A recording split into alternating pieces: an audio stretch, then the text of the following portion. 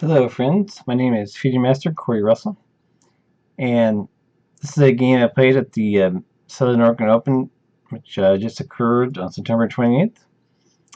I lost to a Fusion Master in round 2. This is a 3-round tournament.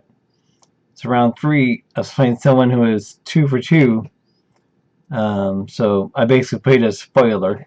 Although, if I win this game, it might put me for a tie for second, which it did. Anyway, this is my favorite game, so let's see what happens. Okay, 4. So this is the modern defense, although shortly it transposes to something else. This is a Hippo defense. Not necessarily a great opening, but it does entice white to overextend, which is kind of what happened in this game. So let's see what happens. Oops, not that. Okay, I get to build myself. Checks his pawn, blocks bishop. Checks the queen. Of course, I'm going to block that. I'm going to block and develop at the same time.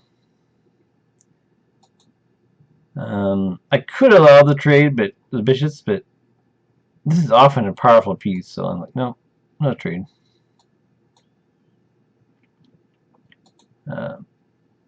So white is better developed, so I don't want to open the center just yet. I want to do more development and ideally castle if I can. This was a pointless check by white because I'm like, okay, well I'll block the jack and develop at the same time. So I'm not sure why he did that, but I wasn't complaining. So this is the overextension I was talking about. Like, okay, let me double his pawns here. This is a good move, actually. If I do this, he goes here, and then here, and then say go back, and then he can take this, and it's like, ugh. It's good. This is good for white. So I wasn't going to that. I did do this, and I just simply took back. And of course, he's not going to take me because he has to take the bishop back. So here, I'm like, okay, I can defend this by attacking this bishop. Right? If he takes, and my queen defends d6. And if he goes like here, they can defend that way. That's pretty happy in my position here if he did that, which I expected. Before he took, I'm like, oh, get rid of this powerful piece. Oh, okay. So I took back. He castles. I still can't castle. But this prepares castling. Because now my H pawn is still protected. I don't want to do G5 because he can break it up with F4 and H4. So unless I win or something, I don't want to do G5. He does this aggressive move, but fortunately for him, this is a pretty good move for me. The point is, bishop e5 doesn't really help anything because my knight f5 protects the bishop, so he's just gonna lose the piece. So that's not gonna help. So he did the kind of only move he could, but now I got a pawn. Although my king's still in the middle of the board, so it's not. Battle's not over yet.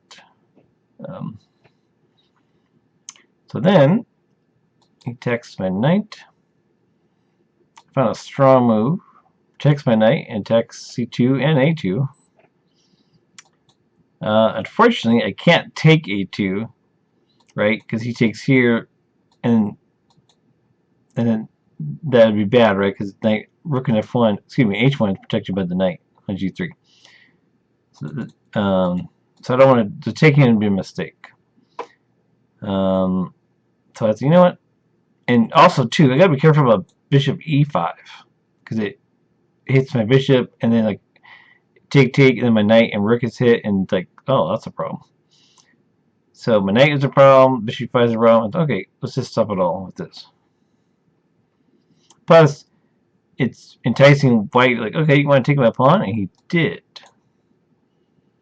So here, I was really happy to see that. I'm like, oh, okay, well, I can find the castle, so I will.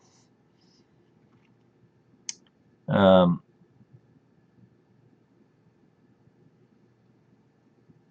and so now his bishop's hanging. He goes, I'll take your rook. Well, the thing is about that is, okay, if you really want a rook, here you go. Here's our rook. So you took it.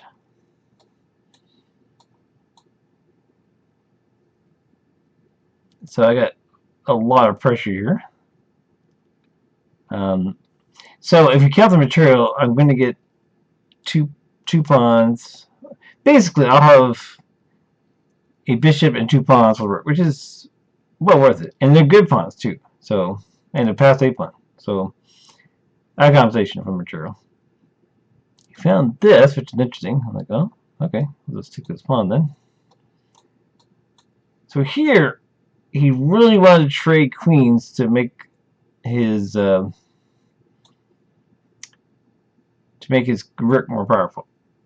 But I'm like, well, I don't want to trade queens because essentially, if I can get my knight into battle, then I can have a bishop, knight, and queen all attacking his king.